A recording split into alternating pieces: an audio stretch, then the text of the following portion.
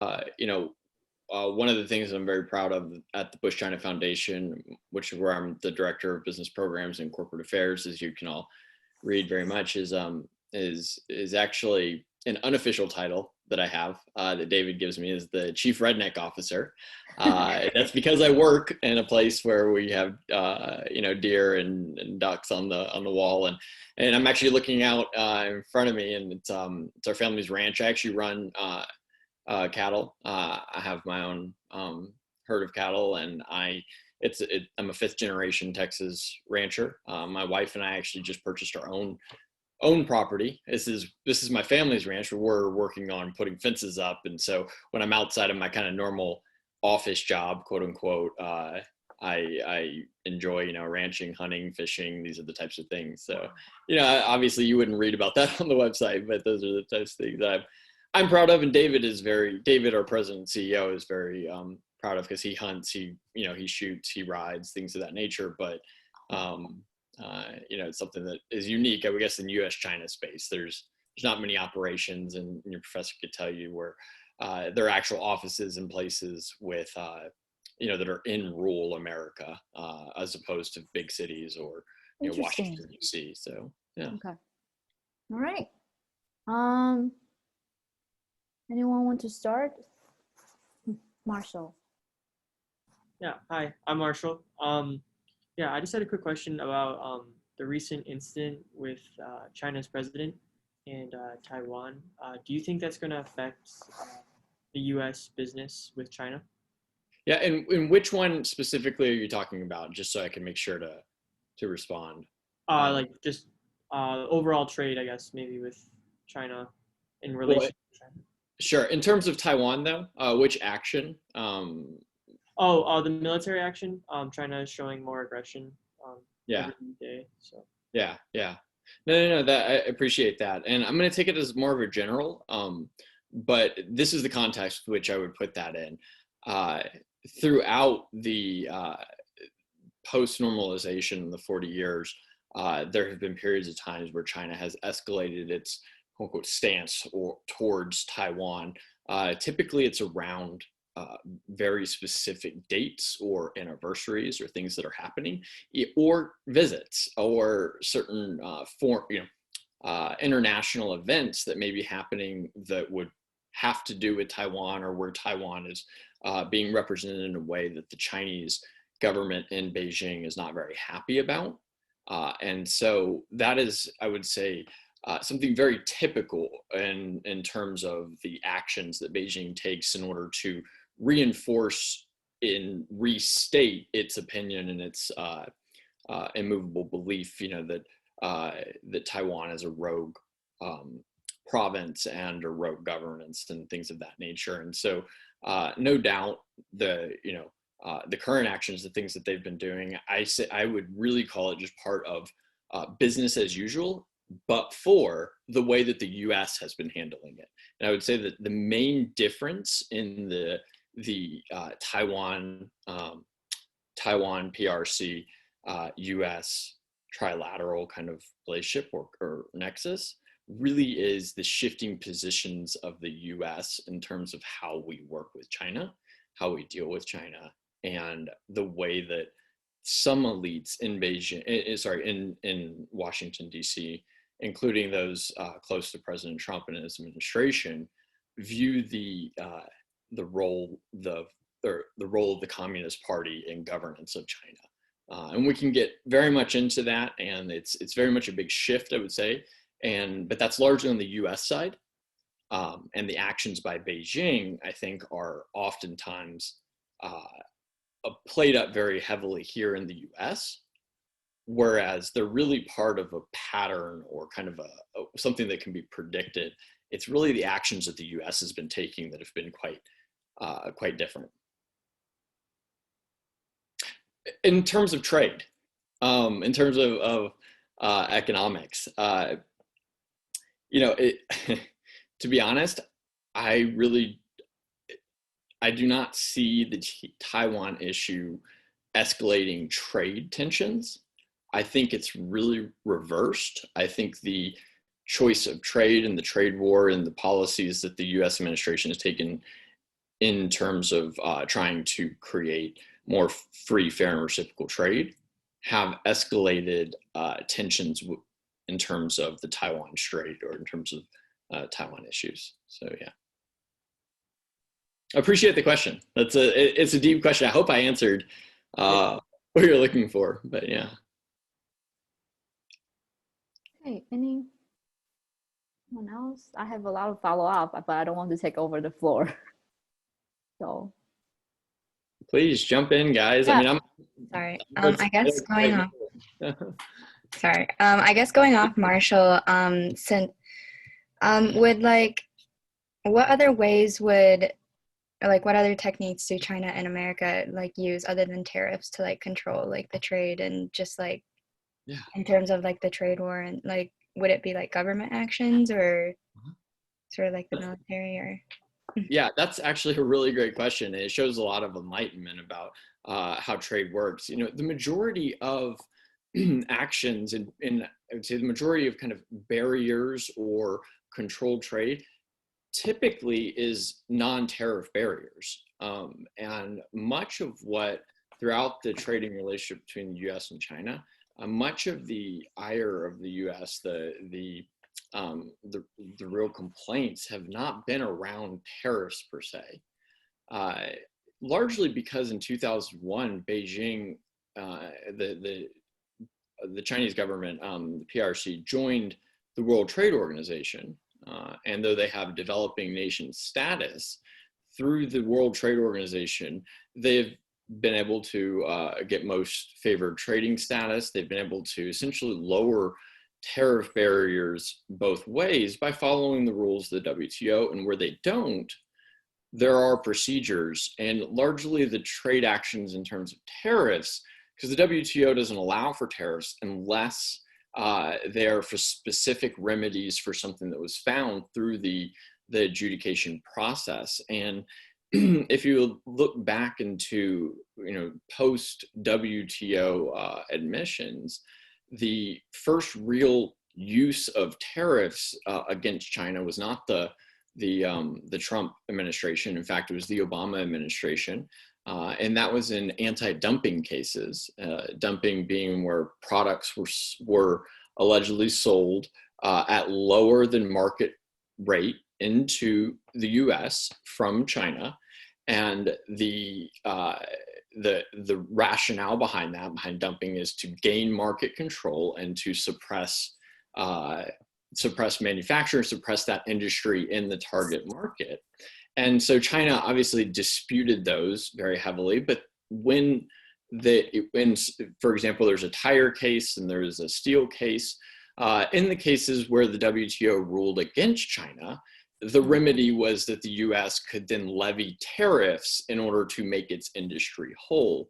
And largely, to China's credit, in cases where the WTO has ruled against them, China has largely followed the ruling of the WTO. Something that I would point out here in the current application of tariffs is that our organization was one of the very first to actually call out these tariffs for what they have been deemed as illegal tariffs. They've been the provisions that have been used in the US, namely Section 301 national security provisions, are pre-WTO even existing. They're laws in the books domestically, but the laws that we have in the rules that we have agreed to in the WTO as a signatory and as one of the founding members, essentially the architects of this, have the effect of international law, and they have the effect therefore, since we're a signatory in the U.S. The WTO itself just ruled about a month or so ago that the Trump tariffs, so the tariffs that the Trump administration has put on China are in fact illegal. They did not follow the procedures, the laws that were put into place, and that's been, you know, something that we've said from the very beginning, that these do not appear to be legal under the WTO, and many other legal scholars as well have made that point. But it now has come to fruition that the WTO itself has said the actions that the U.S. taking are illegal by the laws that we created and agreed to, which is interesting because it kind of flips the script on where we think of quote unquote unfair trade practices. And so, that's in terms of tariffs, but the non-tariff barriers, I would say, are really the crux of the issue, the true issues, the set of issues in U.S.-China trade. And in China, some of the non-tariff barriers that are identified by the U.S. and have been, many administrations have agreed on this. It was one of the things that as the Trump administration started its quote unquote trade war prior to any tariffs being implemented, but the identification of the problems were largely correct. I mean, it is coherent with the Obama administration, with the Bush administration, with international understanding, and I can name a few. So subsidies for local industry, subsidies that are not applicable or not that foreign entities are not able to apply for. So largely that's to state-owned enterprises and the broad use of SOEs or state-owned enterprises. And the way those subsidies happen, are not just direct subsidies in terms of cash payment. It also includes things like not having to pay for electricity. So the utilities rate that a foreign company would get and a local company would get would be completely different. And in a household, that may not be a big deal, but in a manufacturing process, such as running an electric arc furnace to produce steel, well, if you get free electricity, how could any foreign company compete with that, right? And in fact, that's true, that exists. Sometimes it's just the fact that they just don't pay the bill and they never get collected against. They're very complicated issues with that. How do you find that? And it's an opaque system already. Others that exist in terms of non-tariff barriers to trade are in certain sectors, foreign companies are not allowed to invest at all or own any part of operations. Some of those are the mining sectors, and very early on. China has been traditionally very, very strict with almost every sector. However, it has been liberalizing, and it has continued to since for the entirety of the relationship, opening up new sectors. That's not in dispute. The question is, it hasn't gone as fast as we would really like it to. There are so many sectors that have not opened up that we have been working at for a decade or 2 decades, and so that was really the frustration on the U.S. side.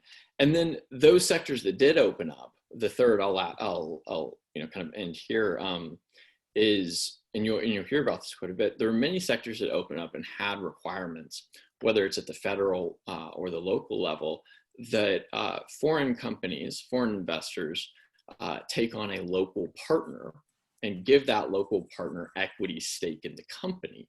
And in fact, those were policies for certain industries that were required. And many US companies took that deal. They were not forced to do that. They didn't have to invest, but they looked at that. They would rather not take on a partner, but they made the decision as a sovereign company, board of directors, their shareholders, to go ahead and take on a partner and to operate in the Chinese market, and that cost that was a policy cost was worth the opportunity to operate in China. And in fact, all of these things that I've talked about, apart from those where foreign companies are completely barred, but the things where they're intermediary allowed, they're only allowed in certain sectors, they're only allowed with a partner. US companies largely agreed to these terms and began to operate in China and made lots of money. It would be very difficult, I would imagine, to point out one Fortune 500 US company that does not have a significant presence in China and benefited from the ecosystem in China. However, there may be issues, there may be problems.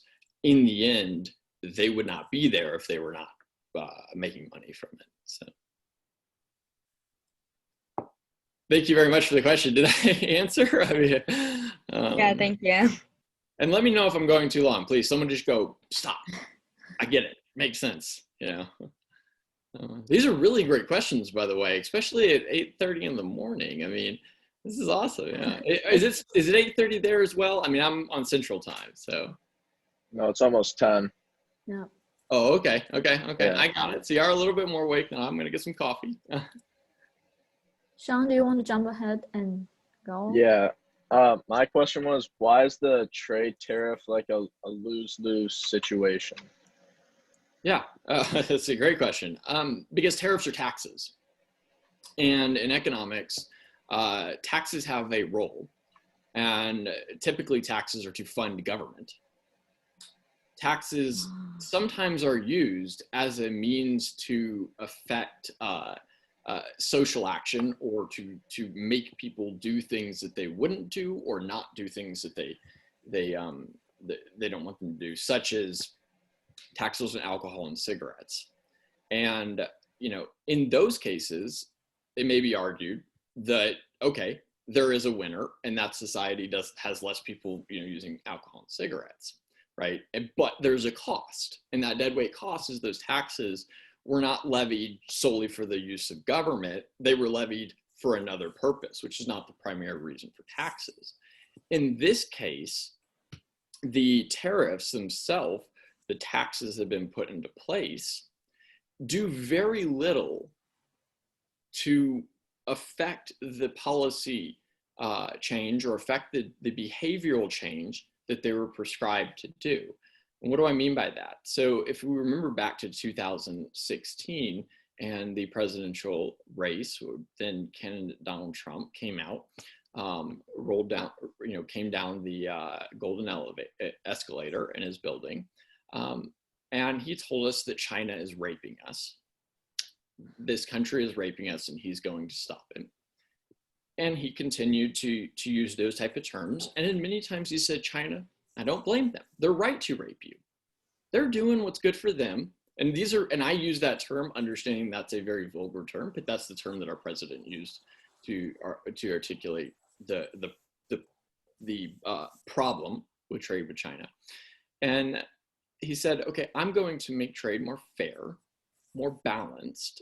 And look, they are taking money out, and here's the number. And he would give out numbers that ranged anywhere from $1 trillion to a couple $100 billion, and he's talking about the trade deficit. And that was the primary policy issue that he identified. He wanted to shrink the deficit.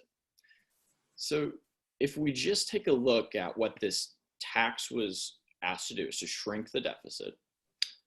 Currently, by Trump administration data, and if any of you listen to David Firestein and myself on the podcast, as well as others, you'll probably have heard this, but as an update from that podcast, you look today, the U.S. goods and services deficit with China is the largest it's ever been since we started trading with China in the early 1980s.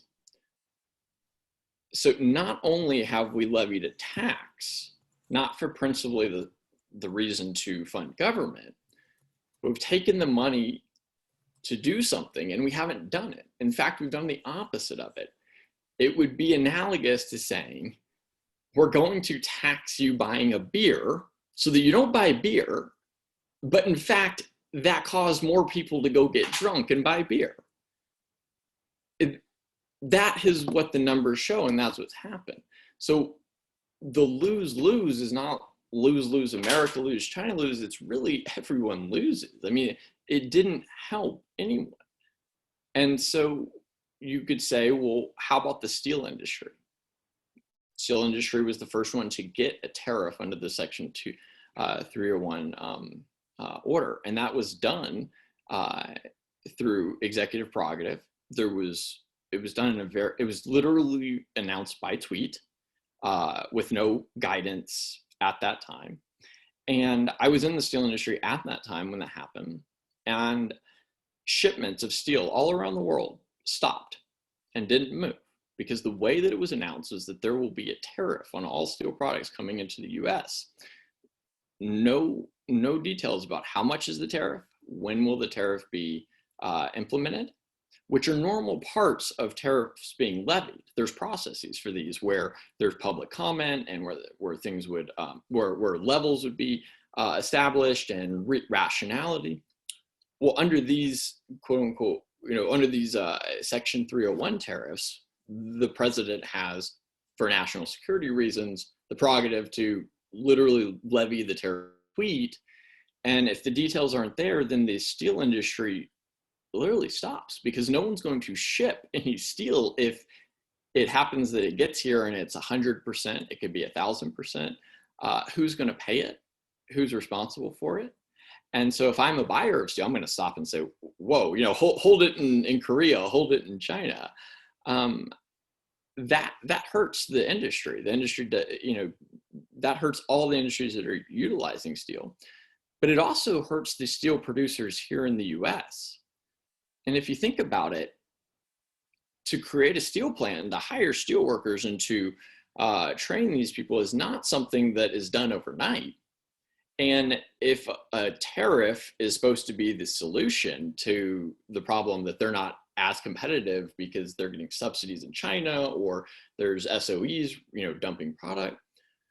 Well, if that tariff is done by tweet and can easily be undone by tweet, well, then how do you as a business manager make a 5-year plan based on that, a 10-year plan? How do you make an investment decision of billions of dollars if your profit margin is determined by a tweet that could be undone tomorrow? And in fact, what we saw is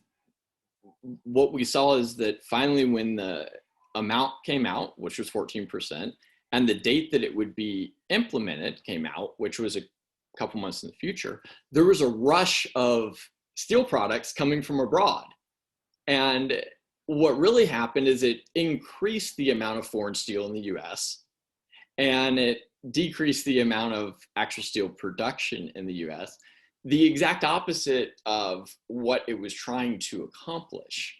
And so consistently, the main issue with the policies that have been put in place in terms of trade and in terms of industrial development and economics within the Trump administration, largely the criticism that I would leverage and that our foundation leverages is not necessarily that the diagnosis of the problem is wrong. The prescription to solve the problem is wrong. Because if at the end of the day, the drug that you take creates side effects worse than the actual quote unquote illness, then you don't take the drug. The illness is by definition not as bad as the side effects. And so that's where we tend to be right now with tariffs. And I think it's a matter of just basic economic principle. Taxes need to be levied for very specific reasons, and using taxes to affect behavior is often the results are very inconsistent or not reliable. So does that answer your question? Yeah, that answers my question. Yeah. And I would like to hear, guys too, if you have thoughts on these. I mean, just by asking those questions, I can tell that y'all have some background in this. So I'm very proud of your professor. These are very informed and great questions. So, well, I won't take the credits. These are great students. I probably get the best student from Hope. Yeah, that's awesome. That's awesome. Oh, Brian, you want to jump in and ask your question? Yeah, sure, I can ask my question here. I don't know if it's been answered yet or not, but mine was, will the trade war affect prices through like an inflation or deflation throughout time? Yeah, it's a very good question. And again, Robin, I have a follow-up question. So what do you mean by a policy can be done through tweet and be undone through tweet? Do you mean tweet by Twitter tweet, yes, by Twitter. Yes, correct. It's really hard for me to envision or to imagine Yeah. how can it be done and undone by tweet. Yeah. So I can answer that. I can actually answer Brian's question real quickly, and then I can answer that because it's very special. This administration is very innovative in the way that it does policy. I'll give it that. And so that it warrants a longer answer. But Brian, right now, on average, Americans pay $1,500 or more at Target and Walmart and Kmart and every place you shop than you did previous to the tariffs being put in place.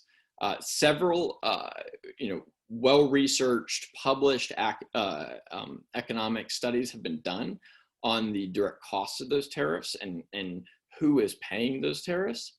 And in fact, it's been found that an overwhelming majority of tariffs are, at the end of the day, paid by the consumer. And that's actually looking at our contracts being changed in ways that prices would lower and maybe the producer would be taking the burden. In fact, very rarely the producer is getting any less than what it got before. And I've anecdotally collaborated that with Chinese companies I've talked to. They're still getting the same amount that they were getting before. It's just that the consumer is being charged more. And that number, as of today, is $1,500 a year, on average that an American is paying in terms of taxes, just from the Trump tariffs that have been put into place.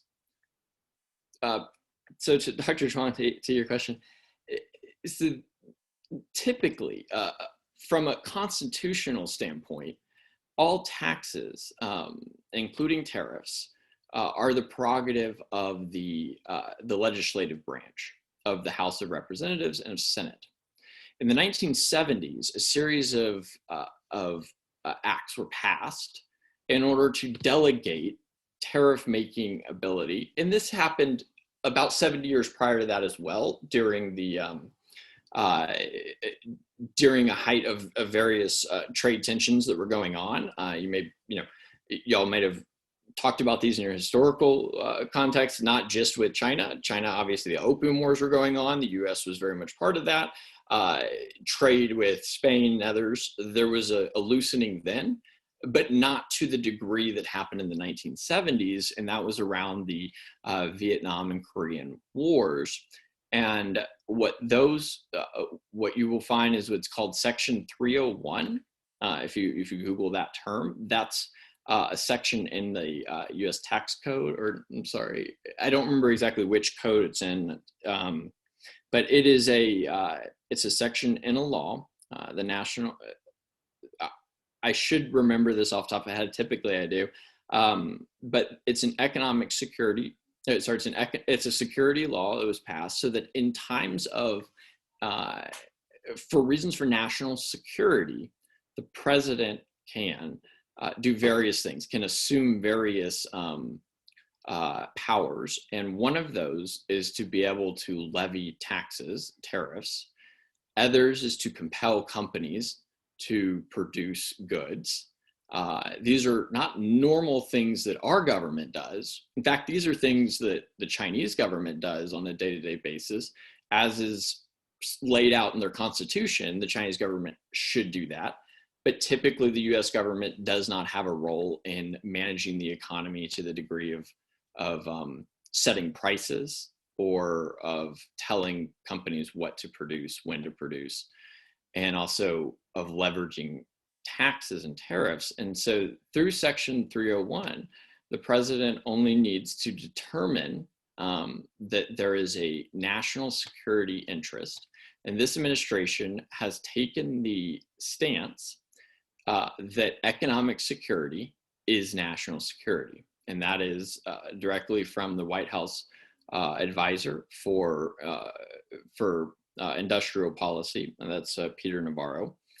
And economic security is national security is a completely new, innovative thinking, in terms of what role the government should have in managing the economy.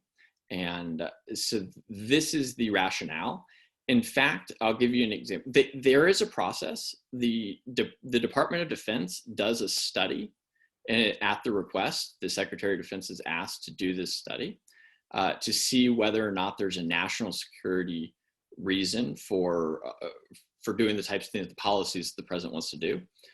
And that is to advise the president, but it does not compel the president.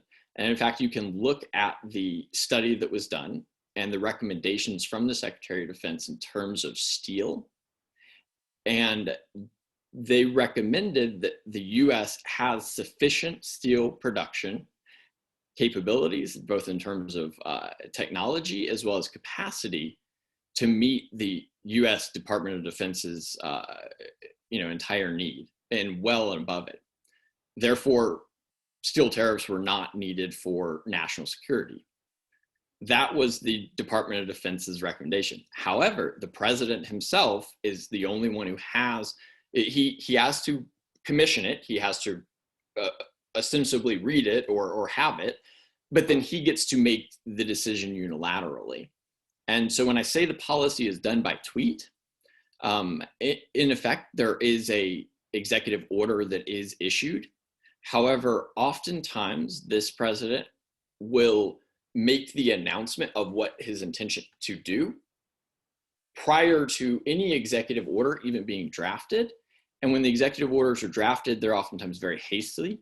And we are in touch with many of the EOs or the executive offices that are responsible for these orders, oftentimes right as they're published, and sometimes they have not even read them and they have no clue. They're trying to figure out what it means and how to implement it. And so when I say it's done by tweet, the reason I say that is that, in fact, that executive order and that policy is, in a sense, less important than the announcement, because the effect that the administration is looking for, the thing that they're trying to achieve, is achieved simply by announcing that they are going to do something in that policy in the way of tweet. And in their mind, such as with the steel tariffs and such as with listing various companies on the entities list. The president has directly gone after companies, both U.S. and Chinese companies, prior to any administrative action happening, in order to achieve the kind of public goal that he wants to see. And then we see whether or not there is true follow-up to that. But just by saying Huawei is going to be banned, well, then anyone who has a contract with Huawei is going to sit there and go, well, I need to start looking for a different supplier. When the ban came out, it was challenged in court, but just by announcing it by tweet, the policy objective was quote unquote achieved. And so that's when I say policy by tweet, that's the meaning. And that's not how typical administrations do things. I mean, it's usually much more structured. Thank you. Renee? Yeah, my question was, so you have like a history studying like the trade relationship between the two countries. So you've got like kind of a background in how the Chinese administration operates when it comes to trade. So I was wondering what you think, like in your opinion, what the trade relationship might look like in the future after the pandemic, considering like Trump has blamed the pandemic on China, how that might affect the trade relationship. Yeah, absolutely. I'm sorry, what was your, Renee? Yeah. Yeah, so prior to the pandemic, the quote unquote trade war, and our foundation worked quite a bit in terms of track two. If you've heard of track two diplomacy, it's where many diplomatic issues, many issues between nations, they always follow the diplomatic channels, but oftentimes there are things that cannot be said in the diplomatic channels, or there are solution sets that may exist that are hard to surface when one ambassador is sitting next to another ambassador and having to kind of hold the party line here. And it's not an open and free conversation. Whereas both administrations have people around them that work tirelessly, but in unofficial capacities, or have been in the capacity and have just left for some other role, such as the ambassador to China, who just left to be on the campaign trail, right? These type of people will, through organizations like ours, engage in track 2 diplomacy to try to help solve some of the issues. And the trade war is one that we worked on very heavily. And specifically, we took a delegation of Trump insiders who had actually been on the Trump transition team and helped craft many of the plans to China to work to discuss off ramps and this to the escalation of the trade war. And this was around 2018, and this was kind of at the height of the trade war in November, late October, early November, and that actually was able to accomplish at that time a moratorium on any escalation of trade actions. And so there was supposed to be a 90-day moratorium. We had advocated both within the U.S. side and the Chinese side for 100 days. So we failed, but it turns out that the moratorium stuck around for about 120 days in reality. So at that time, I can tell you very succinctly that there was a sense that both sides were dealing in good faith in terms of wanting to solve the problems that existed. And make no mistake, China has some problems with the way the US does certain things. The US has problems with the way China does certain things. And so when the two come down to the table, it's very rarely just a finger pointing. It's more of a give and take in negotiation and discussion. However, when this was going on, the main feedback from the Chinese side, there were quote unquote demands made or suggestions made. I say demands because the main feedback was, we're willing to do a lot of the things that you're talking about, such as purchase larger quantities of LNG, liquefied natural gas, purchase more agricultural goods, establish different, channels. However, we won't do anything with a gun to our head or a knife to our throats. That's a direct quote from the Vice Minister of Commerce that was speaking there and representing essentially China's their economics department, their Ministry of Commerce, and this was at the Ministry of Commerce building. And that message was brought back. We brought back, and as well as the representative brought back to the Trump administration. And China and the U.S. met then a week later in Buenos Aires and the G20 summit. And if you were kind of happened to be watching the news at that time, there was a picture where there was President Trump and President Xi sitting at the table, and there were 6 of their top advisors on either side. And our foundation, or members of our foundation's board, or people very much close in our network, had spoken to, so there's 14 people total, had spoken to within the weeks prior, advocating for this, and had taken one of those to China. 7 of those 14. And the only thing that they agreed to was to do what we called the Bush pause. President Bush had just passed at that time, put that moratorium in place to take that gun away, take that knife off, and let's actually have a conversation and figure out, where progress could be made. With COVID, things have changed dramatically, no doubt about this. And the quote, blaming of China for COVID, in my honest opinion, has done serious serious damage to the credibility of the U.S. side to be able to work with China on any number of issues. Trade is one of those. Human rights is another one of those.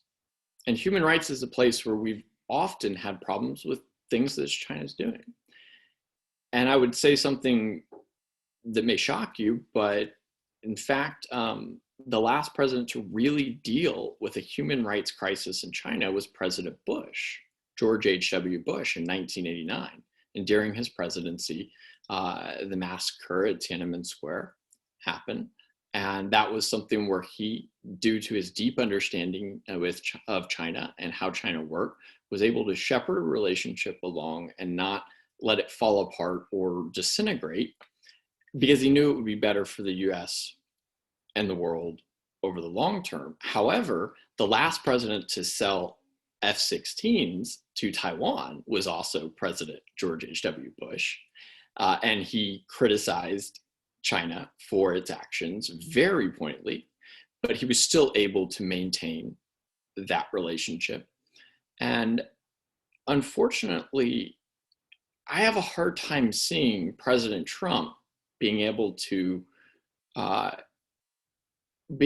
maintain that same amount of legitimacy in terms of or respect in the Chinese system when he takes COVID, takes coronavirus, takes a pandemic, a worldwide pandemic, and blames China for it in ways that are not even respectful. I mean, if we can be very honest, there's things to blame China for.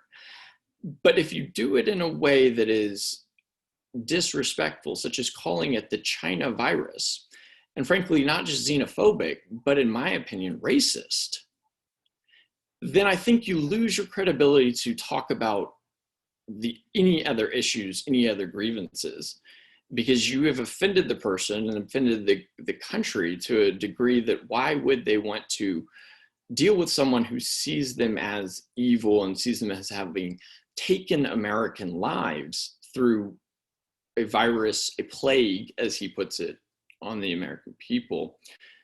The last time China, the PRC, took American lives was during the Korean War, when the US and China fought in North Korea. Since then, China has not directly taken actions that have taken American lives. However, the US, and if you will look, there are events where the US has mistakenly bombed Chinese embassy and taken Chinese lives. And so for the US to say, we are going to, for the US to say that China has taken, has unleashed a plague and is killing Americans, I think that really undermines his credibility. And I'll make one point about human rights as well. This president, it wasn't on any other president's watch, not President Obama, not President George W. Bush, President Clinton, any other president, that China felt, the Beijing government felt empowered enough to imprison 1 million ethnic minorities in Xinjiang and commit atrocious human rights violations in ways that are openly known by the international community. And that is something that I think is a big red flag for the U.S. for any forward-looking assessment of the U.S.'s ability to, in any way, quote unquote, control China or change China or affect China. Because if China's willing to do what China wants to do with no fear of repercussion in terms of human rights, how can we work with them on other things? I think we can, but I don't think we can do it from a place of calling China or saying that China has unleashed a plague on us. I think we just lose too much credibility. And I think we've done a very good job of holding China accountable for various human rights abuses previously. I just don't think this administration really cares. And that's evident in the issues in the human rights. We call them civil rights here in the U.S., but it's evident in the civil rights problems that we're having here in the U.S. And there's a lot that could be said about that. I won't go in too much, but I think it's very political. But yeah, that's how I would assess our current stance and where we stand as the U.S. in terms of affecting China. I just had a quick follow-on question. How do you think the U.S. is going to take the potential surpassing of the Chinese economy overall, and just how do you think we're going to handle that? Marshall, I want to pose that question back to you, maybe. I would like to hear y'all's thoughts on how the U.S. would take that. But I'm sorry, Dr. Zhang? Because we only have 5 minutes left, and I know some of my students, they have to run after this class. So you are more than welcome to stay, but I want to ask Robbin, do you want to show them? So I just want to give a quick, like a 1 to 2 sentence summary that from what you just answered, I found that there's a lot of miscommunication between the US administration and the China administration. It's not that they don't want to talk to each other, but China is very upset with US diplomacy's attitude toward how you want to get things done. So I think that is the core issue. And I remember at the end of the podcast, they also say China and the United States are under 2 very different governance systems. So we need to find a common ground in order to sit down and talk. And I think that's the core issue, which is the reason why it's very important for more people in the United States to understand why China poses its issue in certain way. Yeah. Is it correct? No, I absolutely agree, 100%. And then I also want that you kind of tell the class your foundation start an internship. Correct. Yes. So I just want to make sure everyone know about that information. And then for those who are interested in more conversation with Robbin, you're more than welcome to stay. Thank you very much, Dr. Wang. And thank you so much, guys, for these really great questions. I'm very, very impressed. That's, that's from the bottom of my heart. To simply put it, I think whether it's international relations or it's dealing with your parents or it's dealing with your brother and sister or your boyfriend or girlfriend, at the end of the day, what you're trying to do is get someone else to do something. Yeah.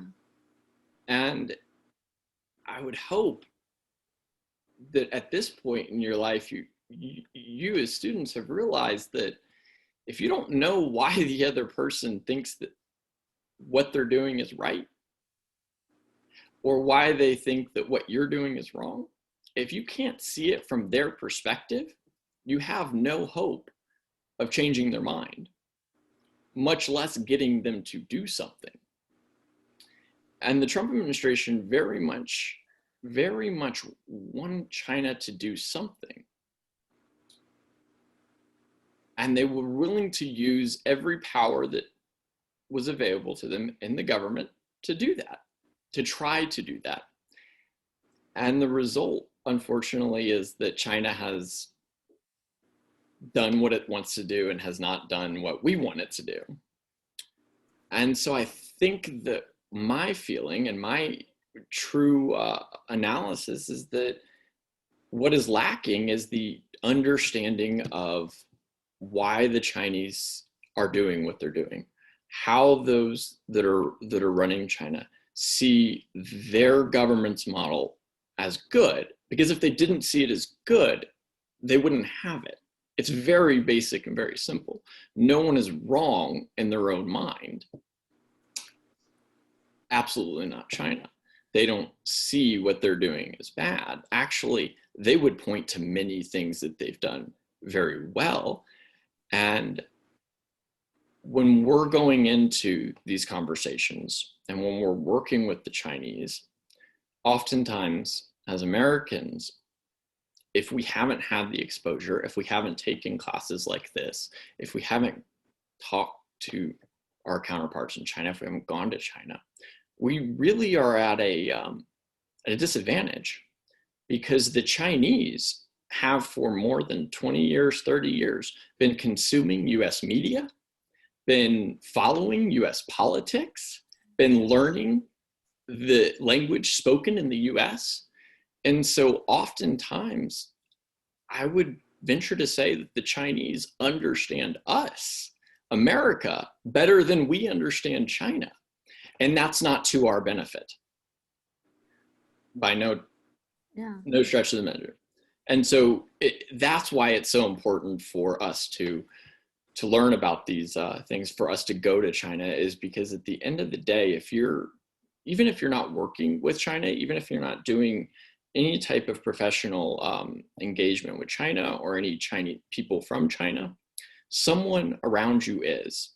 And if it's not someone in your professional life, it's someone who is leading your country. It is someone who you need to look and cast a vote for or not. And if you can't understand the other side, it's very hard to know whether or not what they are saying about China is true or not, whether it has a validity. And so for your own benefit, for your own autonomy, being able to make your own decisions, having that information is just invaluable. And I will say, if you do want to do business with China, there is a lot of money to be made. Else we wouldn't be there. It's difficult, but at the end of the day, Dell, Microsoft, Apple, IBM, all of these companies and many more, they'll tell you, just listen to their earnings call. They're in China for a reason. What was your last question, Dr. Chuang? The internship program. Yes. So we've just launched earlier. Our first interns started this summer, an internship program run by our director for Track 2 Diplomacy, and that's Zoe Liang. And so it's open to all different disciplines. There are 2 different internships that Dr. Chuang can share with you. One is focused more in Asia Pacific, and the other is focused more on China, but they both have to do with China. And so I would encourage you to take a look at that and apply. It's open. It's an open application process, so you can apply at any time. And if you have any more questions about that, I don't run the internship program, but I would be happy to connect you with the head of that. Is this the one you're talking about? I just want to show Correct. the class. You can do the search and then, yeah. Yes. And you can find lots of information on our website, events, news, as well as Facebook, Twitter, LinkedIn, all of these different places. And almost all of our events are free. The ones we do are free, and if they're open to the public. There are certain events where there's costs associated with that. Goes to various things that typically that's an event that may be outside or with a different organization. But we'll post anything there on the events page. And so, happy to have you guys involved, and I look forward. A lot of our events you can speak at too. You get to talk and converse. So I apologize for taking too much time maybe this time. I would have loved to hear some of y'all's thoughts. Yeah, for those who want to stay and continue the conversation, you're more than welcome to stay. But if you have to go, I also understand you have your own schedule to run. So have a good weekend. I do ask you to write a very brief reflection of today's discussion on Moodle. Here it is. So it's under week 10, I believe. So don't forget to submit your reflection of today's class before midnight, 9 p.m. today. Have a good weekend. I'll see you Monday. 周末快乐. Thank you. 周末快乐. Thank you. Sorry, I'm staying a little bit behind. I'm actually interested in the Bush Foundation internship. I was wondering if you could just tell me a little bit more about it. I actually read about it over the summer. I remember Professor Chuang sent an email about it, regarding just writing about China, doing a little research here and there. But is there anything more you could tell me about the internship and what it entails? Sure, absolutely. I think so. For each one of our interns, it's a little bit different. Obviously, everyone has a little bit different of a background or focus, and so one of the things that our interns get to do, and that we ask them to do, is to attend various events and take part in events, and oftentimes that will be an event that we are speaking at or presenting at. Oftentimes it's not. Oftentimes it's an event that our network, someone within our network or is doing. And so your only real responsibility at attending that event, though, is to take notes, take very good notes. And that oftentimes helps our foundation, our team, be able to absorb the information better, and it's shared with the whole foundation team. So everyone from the president, down to the administrative assistant, will see that and will read that, and so that provides something very valuable for us, but also it provides opportunity maybe for exposure to different things that you haven't gotten to see before. And then, some other things that are, we have one of our interns, for example, works primarily on collecting news stories and putting together news briefs on U.S. China issues, and it's sectioned out to various issues. And funny enough, I didn't realize when that started, and I was getting this, and I was like, wow, this is a really good news brief. We should do something like this. I almost said that to my boss until I realized that actually, that was ours. And so that's things that our interns do, as well as it just depends on what your interest is and how it may align with the program that we're doing. So I run the business trade and investment program in our corporate affairs work. And so for those that are interested in that area, though, wouldn't be directly reporting to me, but maybe working more on the topic areas that I'm working on, or the issue sets that I'm working on. And so, you may be assigned to a project that I was doing in terms of, whether it's facilitating some type of business to business matchmaking or investor to project matchmaking. But Marshall, are there any, I'd love to hear a little bit maybe about your background, and is there any area that you're kind of specifically interested in, and maybe that could help? Yeah, I'm majoring in global studies and poli-sci, so I'm focusing a little bit more on economics and the politics side of things between China. And actually, currently right now, I'm in the process of writing a research paper on the U.S. China relationship. Oh, wow. I'm trying to figure out sort of data to measure between the two. It's kind of hard because it's so it's more of a observational study at the moment. Yeah. But yeah, very cool.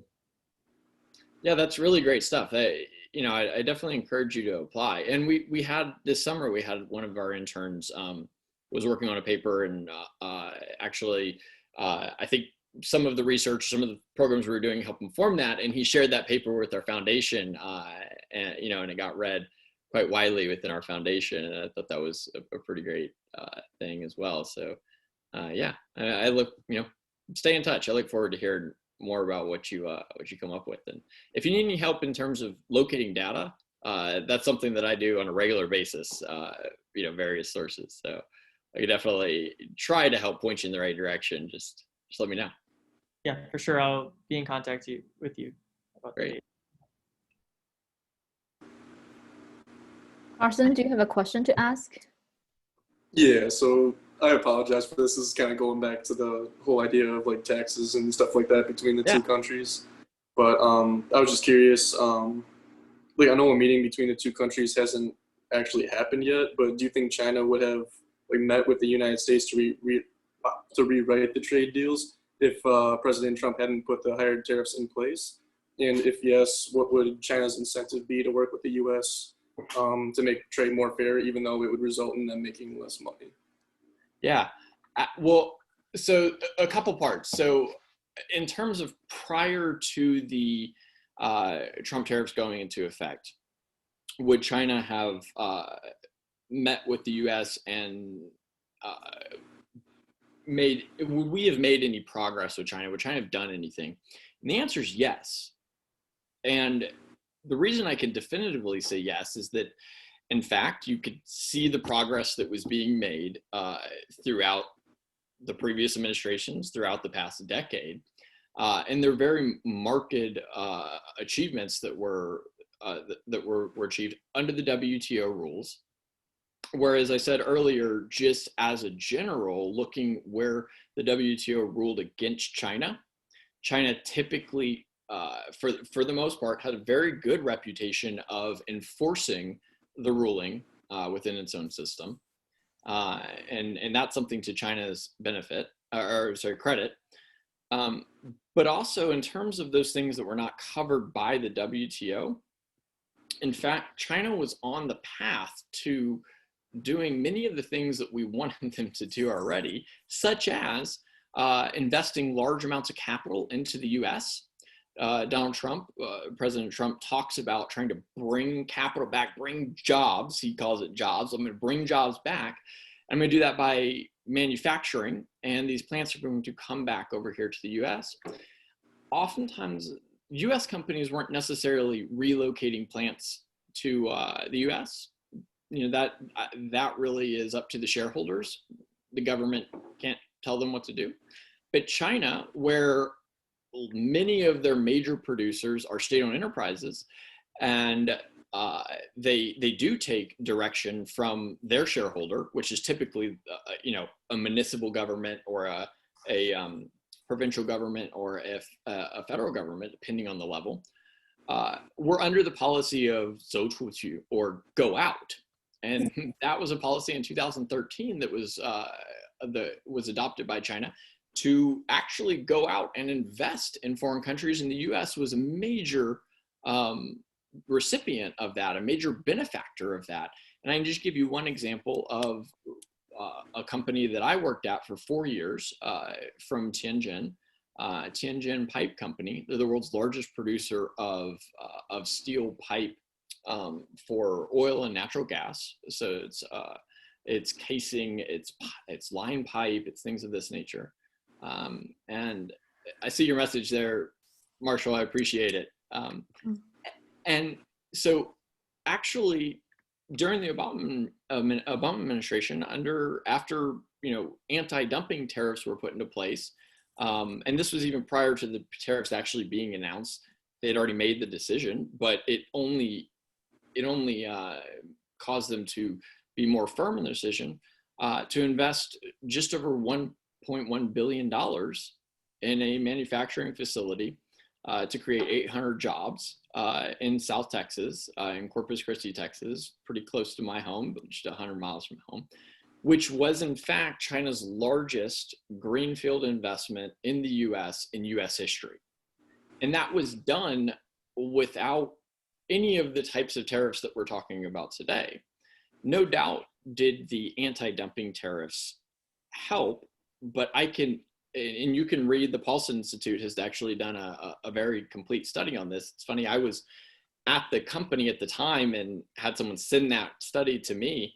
And I brought that kind of case study to the president of the company, and he goes, wow, they actually got a lot of this right. Like a lot of internal information that they got right. So I can collaborate their story of that if you want to see the details of it. But that was all done through the very normal trade practices and things that we had set up and established. And the fact really is that China was to a large degree, though slowly, or more at a slower pace than we really would have wanted in the US, they were normalizing, they were advancing, they were becoming more enmeshed with the system that we set up. And you can see that through many different things. There's another list that you can look at, and just you can look at it over time, look at it year after year, called the sorry, I'm blanking on it. It's essentially the list where foreign companies are not allowed to invest. I'm in my mind mixing it up with the entities list, which is the US's version of it. Sorry, the negatives list is what it's called. And if you search that, the China negative list, you can see that, in fact, China had been lifting restrictions all along on various sectors. And even prior, for example, to the trade one phase deal, China opened up the natural gas sector, opened up the oil sector, and U.S. companies like Cameron and others went to China and bought huge, swaths of natural gas rights and resources to be able to produce. And those things were happening, to be honest, it's not because there were tariffs in place. China does this. So the second part of your question, China does this because they see it in their benefit, not because it's for the benefit of the U.S. Every reform China takes, they don't do it because the U.S. asks them to. The U.S. asks them to helps. External pressure, no doubt, is very much a part of it. But at the end of the day, China, as a nation, wields a lot of power and clout. And if they don't see it in their benefit, long-term benefit, to do this, to do anything, they won't.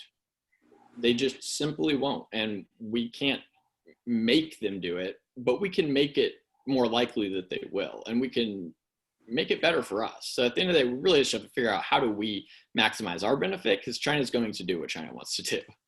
Right. Yeah. So, Carson, I'd be interested, are there specific areas in terms of like trade or these type of policies that you're kind of following or interested in, in terms of China, or things that you hear out there, like what China does, or that to you makes sense or doesn't make sense, or what do you think? Overall, I think I have a relatively good idea of basically the whole situation between the two countries, but sorry, I'm just trying to gather my thoughts here.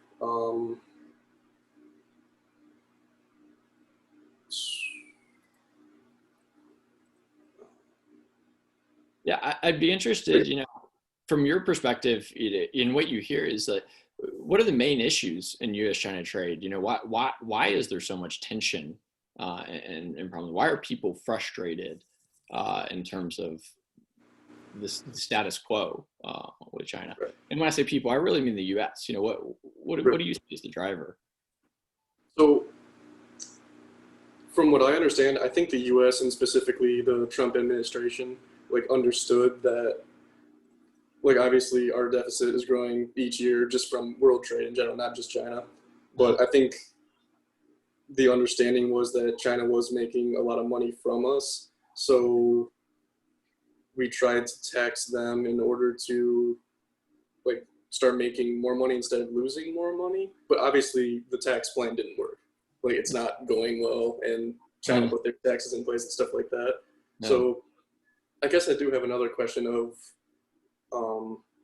is the U.S. importing more goods from China, even though the taxes are in place, or is it more of a,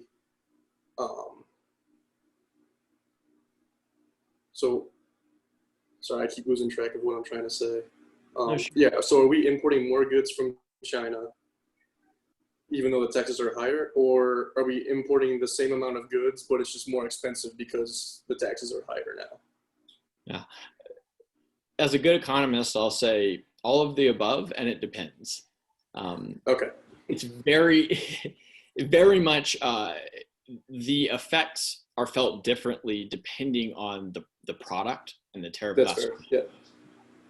Yeah. Where there are substitutes, when prices are the same, then obviously it can move very quickly. However, one of the issues that I would say is causing a lot of that would cause frustration in terms of frustration of the process. Why? Well, it seems very simple. Okay, if the product costs more, then you're going to buy less of it. Sure. Well, unfortunately, that's in a very, what we call, elastic market. It means that you have an opportunity to go buy it somewhere else, or you can forego buying it. But the fact is that the infrastructure that was created in China to allow China to be able to provide these products to us was largely not created by the Chinese. It was by the US. It was US companies that, under the blessing of the American government and the American people and the American shareholder, went to China and largely created an environment where they could operate at a very competitive scale and price. And so, in effect, when we put tariffs in place or any trade barrier, no doubt there is pain caused to China and to the Chinese worker or factory or whoever in China. But the larger pain is actually to ourselves, because what we're doing is we're cutting off American companies from the supply chain that they invested so much to build under our blessing. We're essentially changing the terms or pulling the rug out from under America's greatest companies. And what that does, obviously, is make US companies less competitive. It makes US companies, which are largely the global companies, they sell products not just to the US, but around the world, many times less competitive than a company, say, in Canada or in Germany or in Australia. So not only does it hurt our interest in terms of competing with China, in reality, it hurts American companies and it makes America overall a worse place to, quote unquote, do business. It's not the model that any traditional Republican president would have followed. And it's really it really opened your eyes. You can find this, it's quoted on the record. But Ronald Reagan, the saint of the Republican Party, bless his soul, his granddaughter said her grandfather is rolling over in his grave right now to have a Republican president doing the things they're doing in terms of the economy. I mean, it's so far from the economic, laissez-faire economics, market economics, free market that the Republican Party embraced under Reagan, under Bush, under George W. Bush. It's not just the left of many conservatives, Republicans. It's actually in many ways further left than the Democratic Party itself. And you may have heard, if you listen to the tapes, David often makes the case that in truth, President Trump really is our first socialist president, and socialism here defined in the old school Soviet socialism, as in the government's role is to control U.S. companies and tell companies what to do, and to control the economy and to use policy to dictate economics instead of letting the market decide. And it's evident, I mean, on a daily basis, President Trump will go into direct negotiations with, quote unquote, negotiations with a company to try to make them stay in the US. You look at Carrier, for example, you look at, various things. He ordered, actually, and this is when I say he does policy by tweet, ordered US companies to leave China. And in many ways, that attempt at state control over US companies is much more akin to something that Karl Marx wrote about in the Communist Manifesto, and David Ingalls and Karl Marx would advocate for as the right to an equal society. And it's a very populist idea. And it could be done very easily to take the policies and the statements and the ethos of what President Trump has laid out as his quote unquote manifesto, and it would align very much so with the work of Karl Marx and the great Soviet communists. I have no doubt, and I think it's, you know, it's something we've toyed around with the idea of even doing. Is literally you can lay it out. There's a one-to-one comparison. It's just a very odd situation we're in, Carson, in that regard. Ali, do you have a question you want to ask?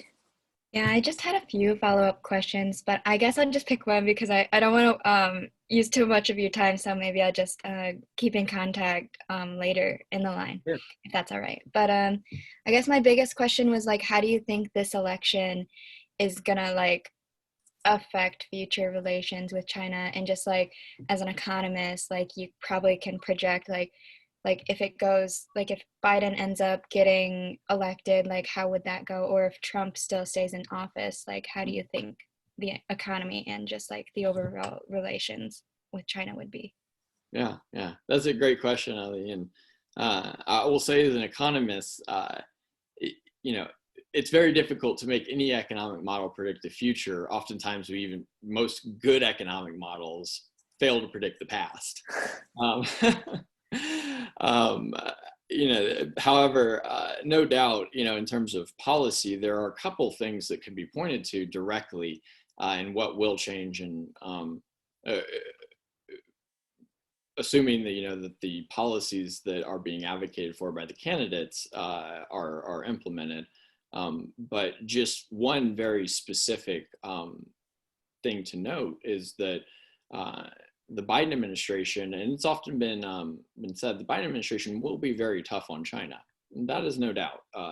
There is a consensus that, and traditionally, the Democrats, just as a, you know, not saying this is partisan, but traditionally Democrats have been much more advocated much more strongly for tougher stances on China.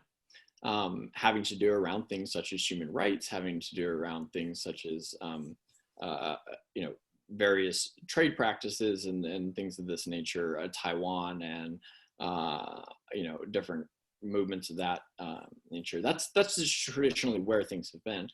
And it's often thought that, or it's often said that, okay, Trump is tough on China. But as I mentioned earlier, China, in fact, Trump has been very soft on China. He's allowed China to get away with many different things that the Democrats have called him out for that typically wouldn't occur.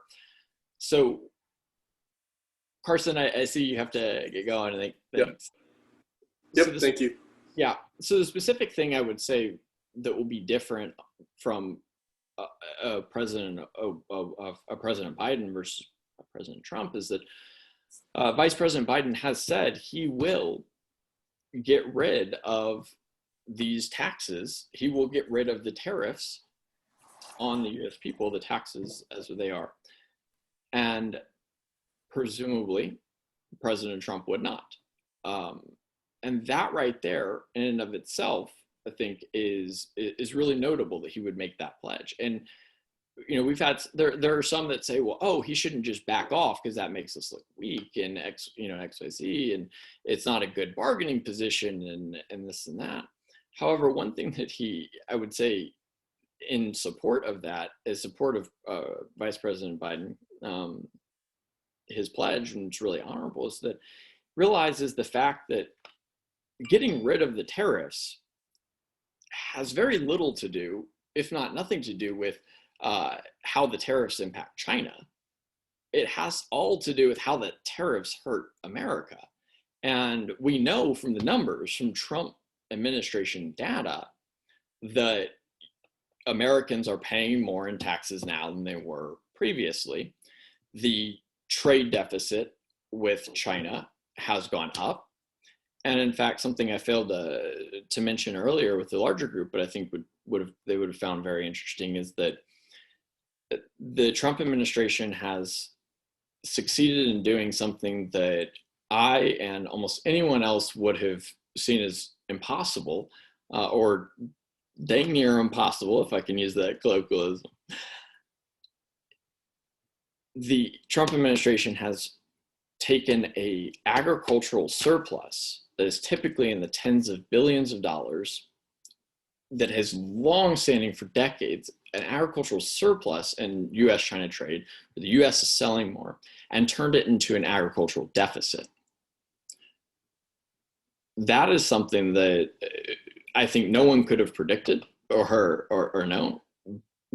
But that right there in of itself, by just doing one policy change and taking the tariffs away, you would be restoring tens of billions of dollars of money, capital flowing into farmers' pockets, onto ranches, and going straight into our heartland, and saving the farm essentially from bankruptcy. And we're at an all-time bankruptcy high right now in the agricultural sector of the farmer. It's hard, it's difficult, and China is a big part of that. It's really the leading cause of that. But yeah, so that's the main difference I think I would point out, is that he has said on the record that he would do that. And even if he got even if he just flat out took them away, we would be better off. Now, I assume there are things that he may do in a more nuanced way, but that right there will be I would say the main difference.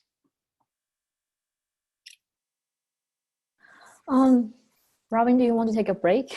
Because you have another one yes. In an hour or so. I have some, I think I'll ask, so I do have a question, like what would you suggest my student to read or to follow so they can stay on top of U.S. China or U.S. foreign policy, international policy, how it affects business, the U.S. business overseas in general? So funny enough, and this is probably not the answer that you would expect, but this is what I do. I go to Google and I just type in China. Okay. Okay. And it will give you news stories, and it'll give you lots of them. Okay. And it's actually a really good way just to stay on top of kind of what's going on. And if you're interested in business, just type in business, China business. Okay. Energy, China energy. That, to me, I mean, there are various newsletters that you could follow if you're interested in those. I know you recommend a few major one, like BBC. Yeah. Podcast. Do you glance through both the Chinese version and the English version? Because I also remember at the podcast you mentioned, in the Chinese media, they would not even talk about the issues at all if they don't want to touch upon it. They would just ignore it completely. So the same story was two different newspaper, you will see, wow, it's completely different perspective. Yeah, and so this is why I go so general as to say go to Google and type in China, is because you will see pop up there. Fox News will be up there, BBC will be up there, but also CGTN or South China Morning Post. They all will section in that, and they will show up in that kind of news section there. And so to me, I see that as probably just the most organic way to do it, to go about and to really just get a survey. There are more curated ways, such as Bill Bishop has a newsletter. You have to pay for it. Cynicism is the name of his. There are different influencers or people you could follow on LinkedIn and Twitter, and they kind of share what's interesting to them. But for me, I mean, really the simple way that I do it is I just regularly type in China or U.S. China or China tariffs or trade or Trump. Keywords. So we need to know about keywords to search. Throw keywords into Google, and you will be surprised with the amount of fresh content that you can get and you can survey very quickly that way. And so that, I mean, but anyway, that's my definitely kind of my go-to way of doing that. And then you can drill down much more that way. You could just go down the rabbit hole. It's kind of like clicking through Wikipedia the way that you can. That's good for kind of just, research on a specific topic, right? And things of that nature. But if it's present news, Google News to me is the penultimate. Okay. These are all for reading materials. How about listening, because now young people, they don't like to read. They like to listen to music, watch like more visual art. And a lot of the news stories have them also where you can watch videos. I do have to say, it is much more difficult to find like quality news content that is produced with Radio. radio and speaking. There are some podcasts. We are going to be producing our own podcasts as well. In that, and so I'll definitely share that with you when that comes out. But some of the podcasts that you could look at, if it's business issues, for example, the U.S. China Business Council has their kind of China Minute, I think is what it is, something of that nature. And they're scattered out there, but I do think there are some missed opportunities. I think there's not as much as there could be in terms of this.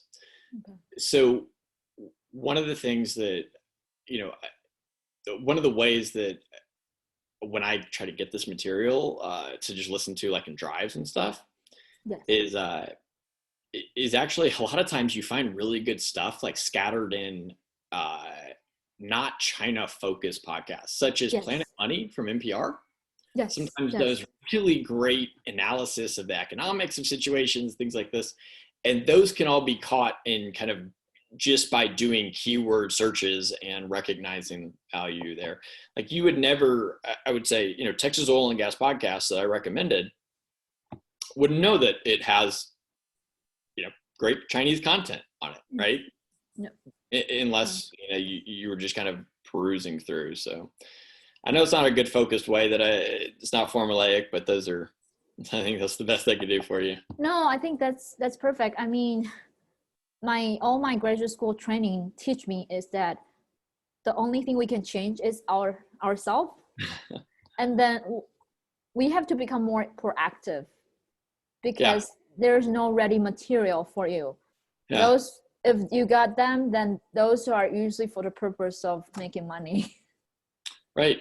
Yeah. Yep. So if you want something that's ready and easily digest, usually a lot of people have screened the information and kind of cut it in a way that's just easier for majority of the readers to see. But if you want something that's, like you say, organic and up to date, any consumer or any readers have to become more proactive and become absolutely. Yeah. So I don't see that's a problem for me. It's just it takes time for students in the classroom to see that point. Even it take me a decade to see that point. I'm still trying to figure it out too as well. Like it really is kind of just a learning process that you're always going through about how to identify it. And sometimes I'm really frustrated. Like I would really love for there to be more content on YouTube that is China focused, like of the nature that you're talking about. And there's just not. It just doesn't, to me, like really stand out. I think Fox News is probably the most prominent and kind of YouTube, like they really do post on YouTube quite a bit. And make no mistake, I listen to Tucker Carlson and I listen to, Fox News and the conservative media, quite a lot. But to get that side and to hear and to understand, as I said on the podcast, like I like even if I'm just like, I'll listen to a 90-minute segment where I disagree with every point, but like that's why I'm listening to it, and I find it so fascinating. But it's very difficult to just find good content, I feel like, on YouTube, or I feel like it should be, because for other subjects, for math, for economics, for environmental science, they're there. I just don't see it for kind of this, I don't know, international relations section. It seems like it just gets too political too quick. That's the frustration that I actually grow the longer I stay in the United States. Before I came to the United States, I thought as the leader of the world economic and politics, U.S. like majority of the U.S. citizens or consumers are very like globally oriented. But I just the information that's around me and the news channel is just fail me. I will have to say that. Yeah. The news media in the U.S. really, it's really a shame. You know, it really, the credibility of the news media in general really seems to have been diminished. And, you know, it's not where it was. I find it very difficult from the major media outlets to get information packaged in a way that I found useful. The ones such as Reuters or such as oftentimes like, you know, Wall Street Journal, New York Post, you can get good content. But like the Washington Post, for example, which used to be I think still is very well regarded, some of the things that they publish are just factually, like demonstratively factually false. Like there was an article and there's no real sense of accountability. I mean, there was an article that David had shared with us that, I mean, this is supposed to be like their China person, and it says in there, in fact, the U.S. does not have a one China policy. Well, in fact, the U.S. does have a one China policy. I mean, that's the problem is that is actually false. Like the U.S. policy is a one China policy, and you know the fact that can be published in in the Washington Post really just it's like it to me it's like, how is that better than Wikipedia then? I don't know what happens here either. It's different from But Ellie, do you have more to say, or I don't want to? Oh no, I was listening and I thought it was interesting, but also just like I was wondering because you said you wanted to talk to me after class. Oh, okay. I can't. Okay. All So right. Rob and I take a break and I'll see